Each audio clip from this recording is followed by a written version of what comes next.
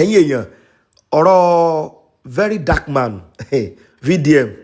ó ti ń gba bòmí ìyẹ́ o torí àwọn ọ̀dọ́ ti ń fárígá o ìyẹn ìkan o fúngbà àkọ́kọ́ àjọ EFCC sọ̀rọ̀ wọ́n sọ ìdí tí wọ́n fi mú very dark man wọ́n ní the reason why tí very dark man tó wọ́n fi mú wọ́n ṣàlàyé bẹ́ẹ̀ bá gbàgbé ọ̀sẹ̀ tó kọjá yìí ni wọ́n mú very dark man ní Gtbank tó sì jẹ́ pé ọ̀pọ̀lọpọ̀ àwọn èèyàn ni wọ́n ti ń dẹ́yẹ sí Gtbank ṣùgbọ́n kí làjọ EFCC sọ kí ló ń ṣẹlẹ̀ gangan nígboro lónìí ibo gangan lọ̀rọ̀ yẹn dé dúró ìyẹn ọ̀rọ̀ very dark man pẹ̀lú àjọ EFCC àti Gtbank ẹ̀yin èèyàn wa ẹ má jẹun gbà yín lákòókò jàre ẹ jẹ́ kí n gbé yín débẹ̀ now ní òní náà ni ẹni tó jẹ́ agbẹnusọ fún àwọn àjọ EFCC ìyẹn spokesperson fàjọ EFCC ló sọ̀rọ̀ ìyẹn alàgbàdélé oyèwálé ó bá àwọn akọ̀ròyìn BBC ó bá wọn sọ̀rọ̀ wọ́n bi léèrè pé a gbọ́ pé ẹ mú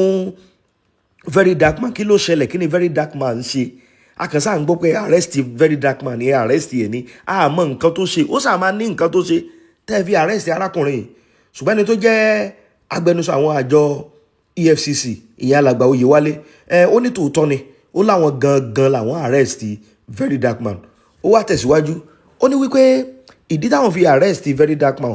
ó ní í ṣe pẹ̀lú oríṣiríṣi ìwé ẹ̀sùn tí ọ̀pọ̀lọpọ̀ àwọn èèyàn tí wọ́n ti kọ lórí ẹ̀yìn very dark man wípé ìwé ẹ̀sùn yìí gangan làwọn ṣiṣẹ́ lé lórí táwọn fi lọ arrest very dark man àwọn akọ̀ròyìn tí wọ́n ń bi agbẹnusọ àwọn EFCC léèrè pé ẹ tòótọ́ ẹ arrest ẹ bọ́ wájú Gtbank tó lọ l'Àbújá lẹ ti mú ṣé ọ̀rọ̀ mímú tẹ́ mú very dark man ṣó ní nǹkan kan ṣe pẹ̀lú ọ̀rọ̀ Gtbank nígbà tí ẹni tó jẹ́ agbẹnusọ wọn alàgbà oyèwálé tó máa sọ̀rọ̀ ó ní àwọn ní ojúṣe láti dáàbò bo àwọn tí wọ́n kọ̀wé ẹ̀sùn sáwọn lórí ọ̀rọ̀ very dark man fún díẹ̀ yìí àwọn ò ní lè dárúkọ wọn wọ́n ní ṣùgbọ́n oríṣiríṣi ìwé ẹ̀sùn làwọn gbà ẹ̀yin èèyàn wọ́n ní àwọn gba ìwé ẹ̀sùn tó pọ̀ lórí very dark man ẹ gbọ́ irú àwọn ìwé ẹ̀sùn wo kọ́lọ̀ ń kó ṣàánú wa mo fẹ́ kẹ́yìn èèyàn kẹ́ máa kọ́mẹ̀ntì o now wọ́n tó wá tẹ̀síwájú nínú ọ̀rọ̀ wọn ìyẹn àwọn àjọ EFCC wọ́n ní pé àwọn ti ṣetán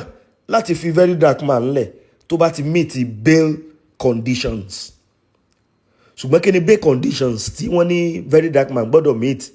àríyàn ń bì wọ́n sọ àwọn bail conditions yẹn wọ́n sọ síbí wọ́n wá ní táwọn tó bá ti meet bail condition pé àwọn ò fi ilẹ̀ pé kíákíá àwọn dẹ̀ gbé ọ̀rọ̀ yẹn àwọn ò gbé lọ sílé ẹjọ́ kọ́lọ́ mọ̀ sànú wa ṣé wá rí lónìí gbogbo ògbóró gbogbo everywhere tráfíìkì ọ̀pọ̀lọpọ̀ àwọn ọ̀dọ́ tú jáde gan nílùú Àbújá pàápàá jùlọ ní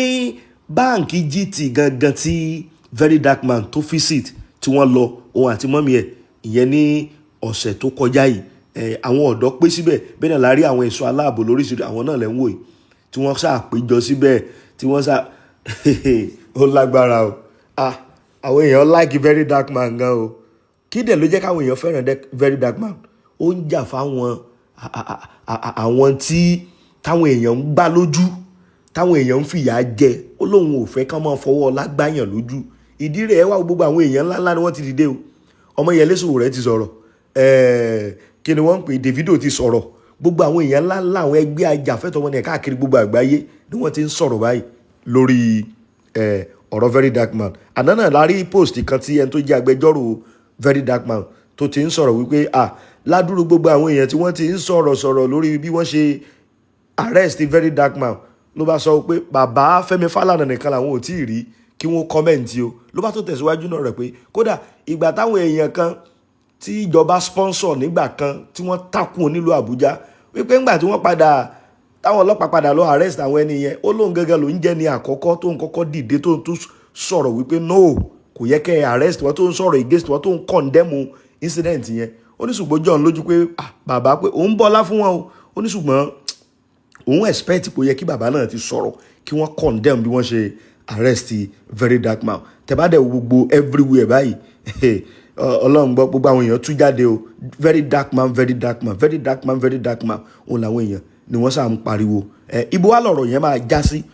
agbẹjọ́rò very dark man yẹn alàgbà Dèjì Adéyanjú ti sọ̀rọ̀ pé òun ò sí Nàìjíríà ṣùgbọ́n òun ó dé sí ìlú lónìí ní nǹkan bí ọwọ́ aago 4 pé tóun bá sì ti dé àwọn ó lọ sọ́dọ̀ àwọn àjọ EFCC láti lọ béèlì very dark man. Ẹ̀yin èèyàn kí wàá lẹ wá rí sí gbogbo ọ̀rọ̀ yìí bó ṣe ń lọ yìí,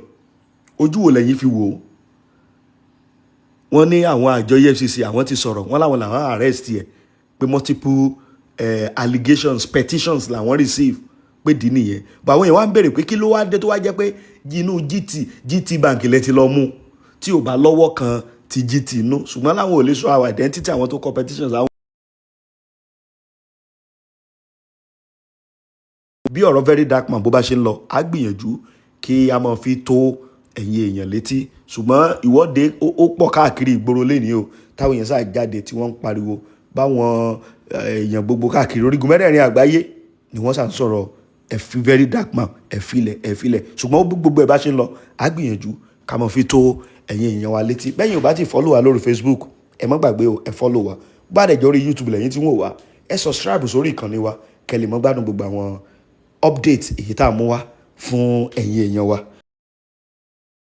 Ẹ ṣeun tẹ́ ń wò wá, ẹ ṣí àìpẹ́ láwọn ẹlòmíín náà káwọn náà lè mọ bí gbogbo nǹkan bó ṣe ń lọ. Báwọn míín bá tó ṣe ń tẹ̀ wá lọ́wọ́ tó jẹ́ tuntun á tún gbìyànjú ká máa mú wá fún ẹ̀yin èèyàn wa. Ẹ ṣe ń jàre gbogbo ẹ̀yin olólùfẹ́ wa,